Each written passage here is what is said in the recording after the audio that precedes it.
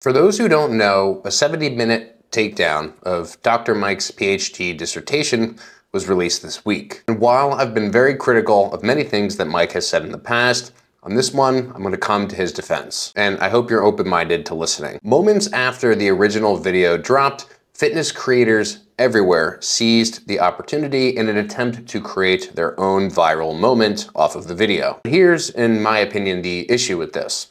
Every reaction video that has been created simply parrots the message of the original video, that Dr. Mike's PhD was a sham and therefore his credibility is too. And in my opinion, this kind of reactive behavior is ethically dishonest and intellectually lazy. Why? Well, because none of these reactors appear to have actually looked into anything on their own. They've taken the original video completely at face value. For all we actually know, if you haven't seen the actual paper itself and read it yourself, the way that it was presented could have been misleading. The paper isn't even publicly accessible. It's over 100 pages long, and it's entirely possible that there were strengths and nuances that were left out of the original critique. Now, let me be very clear. I'm not at all saying that the original critique is baseless. If all of the claims in the original video are actually true, then that says a lot more about the institution of exercise science than it does about Mike's individual credibility. So unless you've read and fully understood the paper yourself, as many of these reactors clearly haven't, you should be very cautious about regurgitating or creating claims that damage someone's reputation. Again, the original video might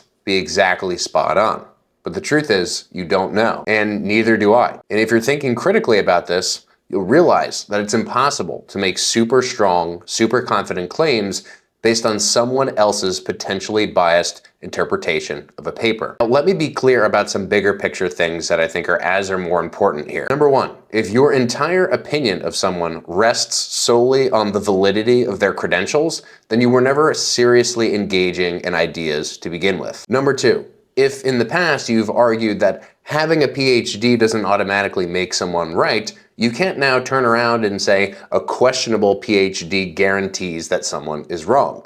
Those two statements contradict one another. So again, even if the original PhD critique video was completely accurate with no misleading elements whatsoever, that doesn't just suddenly erase every good idea that Mike has ever had or will have. One potentially flawed paper that was written over a decade ago is not necessarily representative of someone's work now. Number three, if a single YouTube video made with bias changes your entire view of someone, then your view of that person to begin with likely wasn't very deep. Number four, if you've never written or even read or know how to read a PhD dissertation, and yet you are publicly moralizing over someone else's academic work from over a decade ago, you may want to slow down and think more critically about the words you're using. So here's where I'm going to lead this. Criticism is healthy, and we need it. Holding people accountable is healthy, and we need it. But just simply echoing outrage without actually doing the work yourself isn't criticism. It's just performance. And performance, in my opinion, has no place in honest discussion.